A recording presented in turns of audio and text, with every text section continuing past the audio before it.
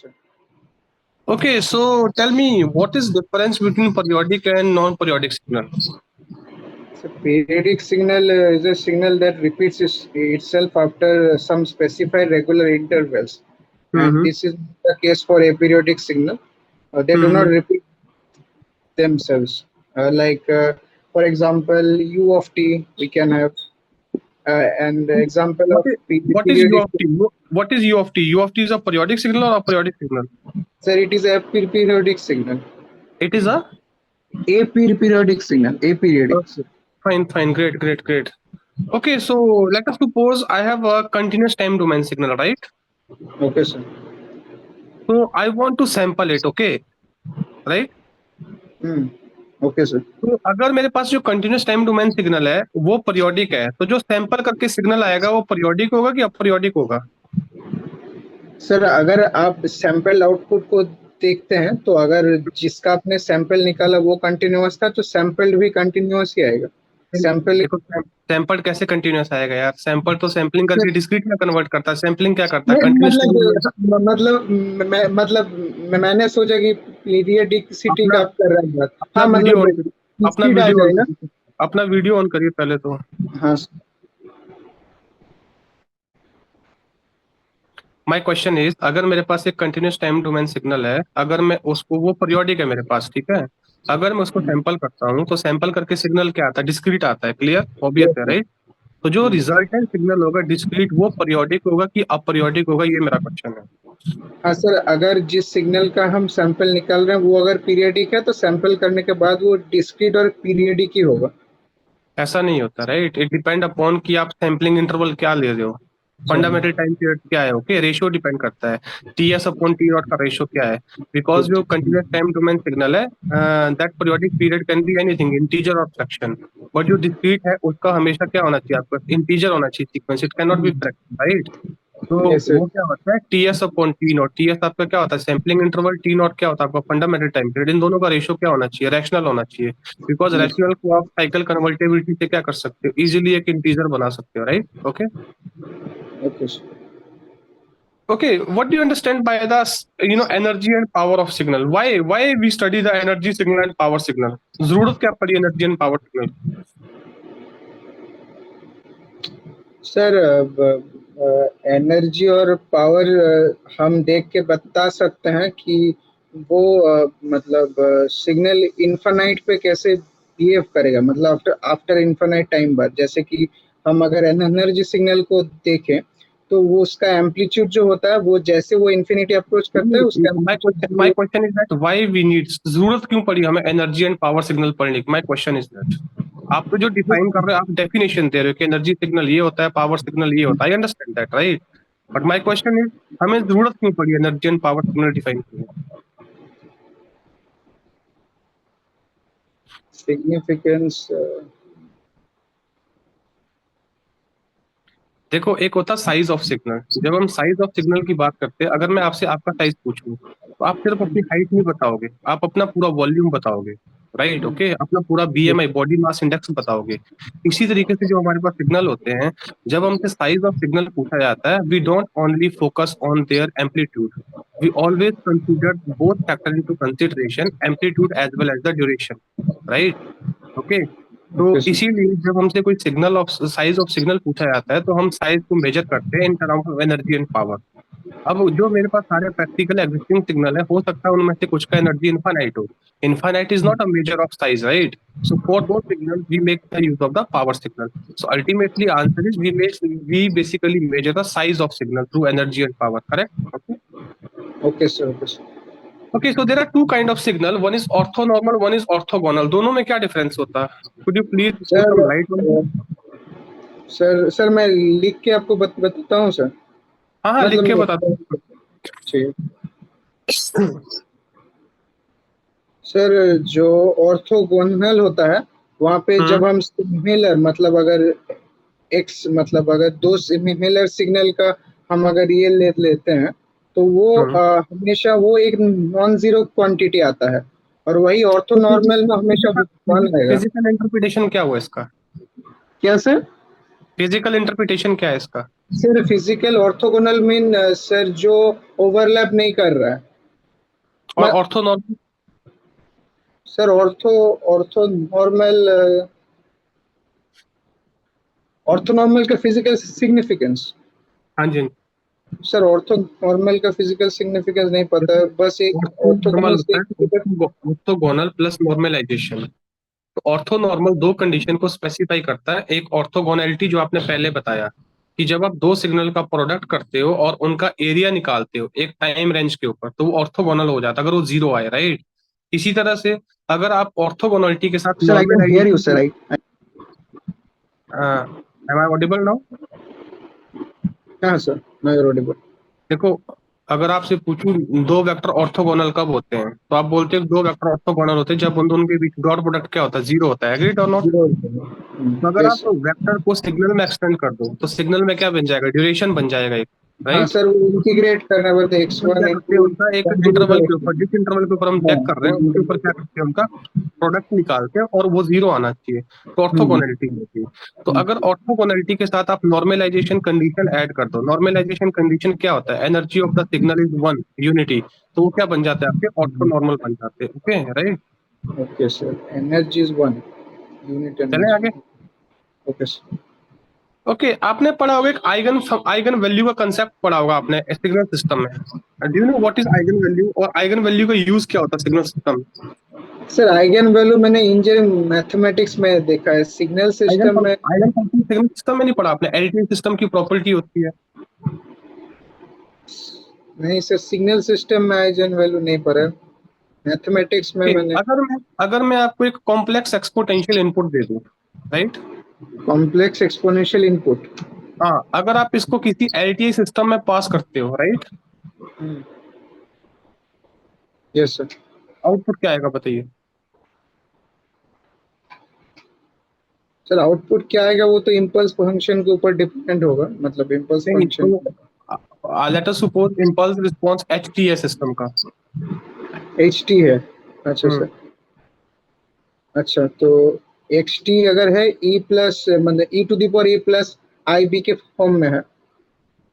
देखो, वही eigen function होता है। जो कॉम्प्लेक्स एक्सपोनेंशियल इनपुट होता है वो हमेशा आइगन फंक्शन होता है किसी भी एलटीआई सिस्टम का। तो आइगन फंक्शन से आप पता लगा सकते हो कि ये सिस्टम एलटीआई है कि नहीं है। कोई भी एलटीआई सिस्टम है, जब आप उसमें कॉम्प्लेक्स एक्सपोनेंशियल इनपुट देते हो, आउटपुट आपके पास कॉम्प्लेक्स एक्सपोनेंशियल ही आता है केस में, राइट।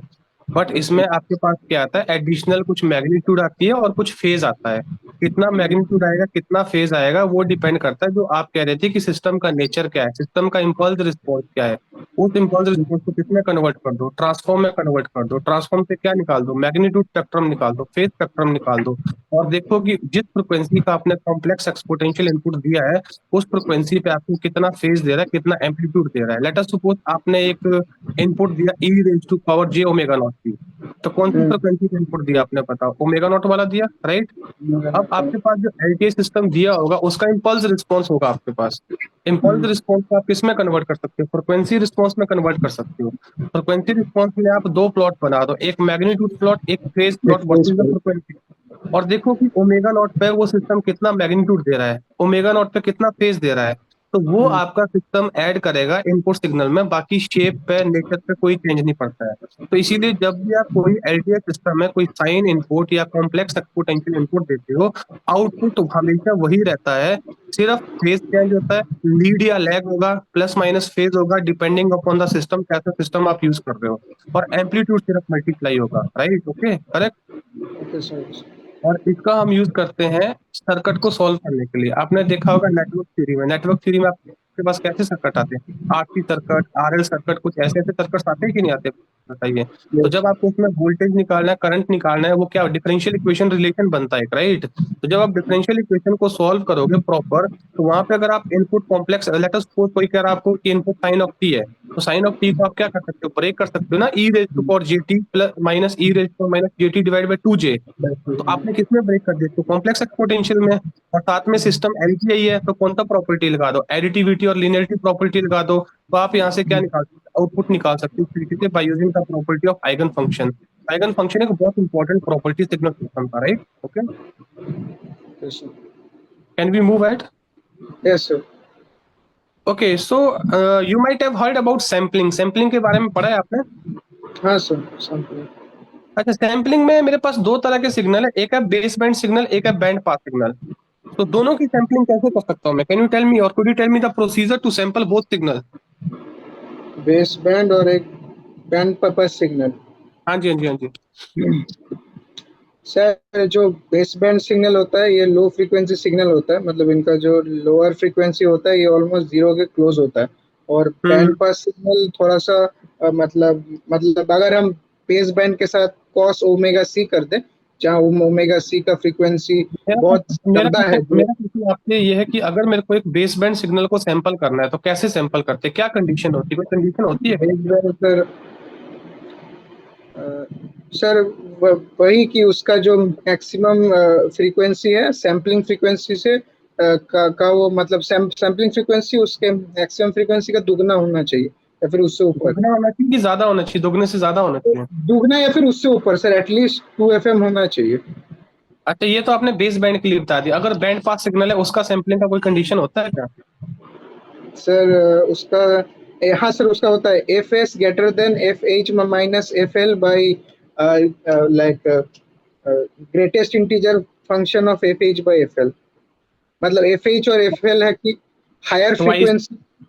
हाँ, ट्वाइस ऑफ। ट्वाइस, हाँ, twice of F H minus F L by greatest integer function of F H by F L. तो सैंपलिंग जहाँ को पे अच्छे से प्रिपेयर कर लो, ठीक है? बैंड पास सैंपलिंग को अच्छे से फोकस करो, ओके राइट? सर गेट के बाद अच्छे से रिवीजन नहीं हुआ है और एक बार रिवीजन करना तो पड़ेगा। अभी करना है। अभी देखो ना, काफी क्वेश्चन में आप स्टक हो रहे हैं, बेसिक क्वेश्चन। अब मैं हाँ क्वेश्चन सर, कैसे interview point of view revision पूछता नहीं हूँ। किया है इसलिए। आपने तैयारी किया न्यूमेरिकल पॉइंट ऑफ व्यू से, बट मैं इंटरव्यू पॉइंट ऑफ से पूछ रहा हूँ, इसलिए आप हाँ स्टक हो रहे हैं, राइट? ओके। ओके, हम एक बीआईबीओ स्टेबिलिटी के बारे में पढ़ते हैं। What is BIBO stability? Sir, BIBO है बाउंडेड इनपुट बाउंडेड आउटपुट। मतलब अगर हम एक बाउंडेड इनपुट सिस्टम को देते हैं तो वो अगर उसके उसके कॉरेस्पॉन्डिंग एक बाउंडेड आउटपुट प्रोड्यूस करता है तो हम कहते हैं वो सिस्टम बीबो स्टेबल। तो क्या प्रैक्टिकली ऐसा पॉसिबल है कि अगर आप बाउंडेड इनपुट दे रहे हो और अनबाउंडेड आउटपुट आए, क्या प्रैक्टिकली ऐसा पॉसिबल है? अनबाउंडेड का मतलब तो इनफाइनाइट होता है। हाँ, तो कभी इन्फिनिट आपने प्रैक्टिकली ऐसा देखा है? प्रैक्टिकली बताओ मुझे कि प्रैक्टिकली कैसे ऐसा पॉसिबल हो सकता है कि आप फाइनाइट इनपुट दे रहे हो और आपका आउटपुट इनफाइनाइट आ रहा है? प्रैक्टिकली कैसे पॉसिबल होगा? डेल टी अगर हम लेके आ सकते हैं आउटपुट में तो ऐसा हो सकता है, मतलब। सोचो, लॉजिकली सोचो। नहीं लेकिन नहीं, लॉजिकली सोचो।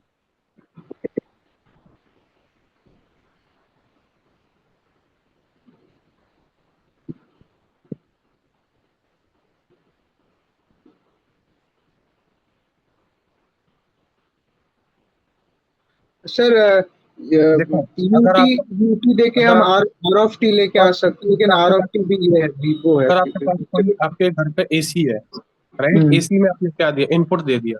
कैसा इनपुट दिया आपने? फाइनाइट इनपुट दिया ना। हाँ। अब एसी के अंदर का कोई अगर डिवाइस खराब हो जाए तो क्या एसी आपको कूलिंग देगा? नहीं देगा, राइट?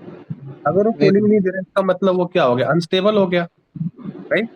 अब क्या अच्छा। होता है, प्रैक्टिकली कभी भी ऐसा नहीं होता है कि आप फाइनाइट इनपुट दो और इनफाइनाइट आउटपुट आ। उसका सेंस होता है। इनफाइनाइट आउटपुट आने का मतलब होता है कि आपका इनपुट इतना जा चुका है कि सिस्टम के जो डिफरेंट कंपोनेंट है वो अपने नॉर्मल वर्किंग कंडीशन से हट चुके हैं। अब वो डिस्ट्रक्शन मोड में जा चुके हैं, they are not operating properly, right? तो जब हम्म। ऐसा होना स्टार्ट हो जाए, इसका मतलब आपका आउटपुट वो नहीं है जो आप डिजायर कर रहे थे। आपका आउटपुट अब आउट ऑफ द बॉक्स आ रहा है। कभी भी प्रैक्टिकल इनफाइनाइट बहुत ज्यादा आउटपुट नहीं आता है। उसका मीनिंग ये होता है, सिग्निफिकेंस मीनिंग, कि अब जैसे एम्पलीफायर है, वो एक पर्टिकुलर रेंज तक एम्पलीफिकेशन करता है, उसके बाद वो कहाँ चले जाता है? सैचुरेशन में चले जाता है। हो सकता है सैचुरेशन। कि आपने इतना ज्यादा इनपुट इंक्रीज कर दिया कि वो उसकी जो नॉर्मल वर्किंग कैपेबिलिटी थी उसे बाहर चला गया और वो अपनी नॉर्मल वर्किंग को है नॉन वर्किंग मोड में आ चुका है, जिससे जो आपका एक्सपेक्टेशन था सिस्टम से वो मीट नहीं हो रहा है।